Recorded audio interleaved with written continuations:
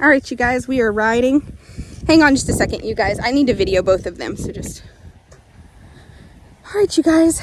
So we have LuJoso, and he is learning to come in the arena and lope out. He is the Mexican dancing horse, and he loves to dance in place, and he loves to trail ride, and he's now learning to lope in the arena and just be a horse.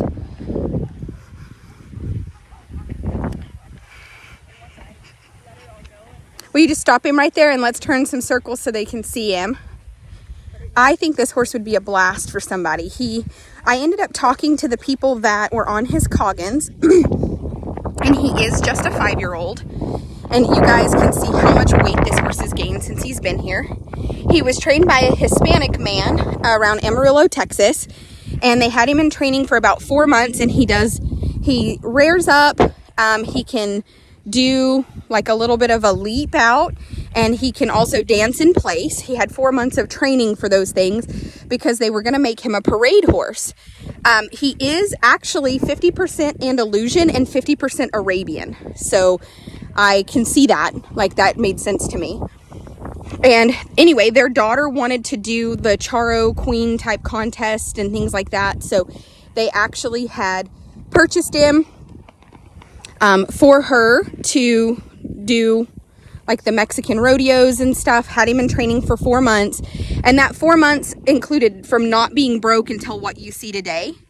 And anyway, the reason they sold him is because after he was there for 4 months, they realized he was not far enough along for her to take to the parades. And they figured as much as they were investing in training, it was probably okay to go ahead and purchase one that already was going. But we're just putting some time on this horse under saddle that doesn't include rearing up, doesn't include, he's trained to do it. It's not a, he's not doing it to be ugly. He's trained to do it. All right, we'll stop him and back him up. And he does dance in place. He can rear up on command. He can kind of leap and kick out on command.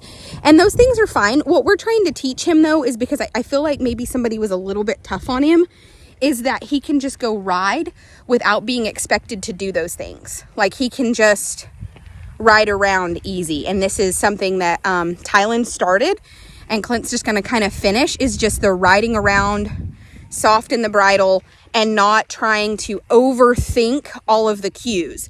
We don't want him to be hot. We don't want him to be, and you can tell that Clint has very, very, very, very, very, very soft hands.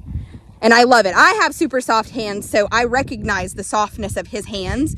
And this horse is so soft in the bridle, and he really wants to kind of get a little hidden in the face and get a little bit on the front end, just because people have been tough on him. So anyway, this horse is priced really, really inexpensive. And you can see right there, he's wanting to start to lope a circle and get a little bit angry in the face. And all of this was just mismanagement and just somebody training on him that was mean to him. He's had a lot of meanness in his life. This horse is on CEP gut check, and we've had him weighed. He's gained 170 pounds since he got here. I don't know if you guys can tell. Hang on to him right there. And we also had his teeth floated. Jackie, teeth floated, tube worm, debeaned, and vaccinated. So he's been vaccinated, tube wormed, debeaned, everything. He's been on good grain. He's been pulsed a couple times, but look how much weight this horse is gaining. Look at this buddy. Look at this butt. Look at this booty. I love it. I really genuinely think he's doing great. But what he needs now is just everyday rides easy. Like this right here is just trying to get him to turn circles. And you can tell that he's frustrated, even though, his hands are so soft. So soft. And this horse is still super frustrated. Not because that's better. That's much better. And when we were first doing it in the transitions, he would really shake his head. But his teeth were so bad. So now we have to remind him, 1, your teeth don't hurt. 2, your teeth don't hurt. And we're going to be soft-handed with you. I really like him. He scared himself.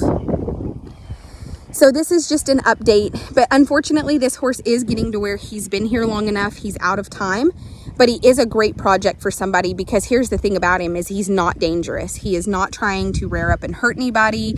He's not trying to get so hot that he throws a big fit. He just genuinely is a great project for somebody. He's got a lot of cool fancy buttons that if you took time to learn how to work them, he would be a really fun project. And you can see this horse is really stepping out in the front end, and he's really a sound horse, but he was just so far behind the vertical and so broke at the pole that he was almost on his forehand and just really not relaxed to like right there when he would do that.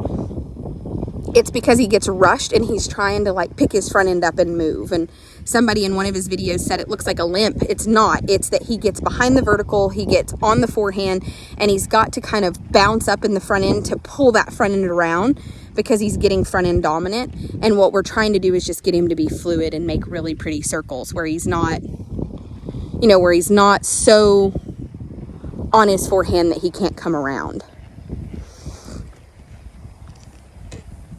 All right, you guys, on to the next one.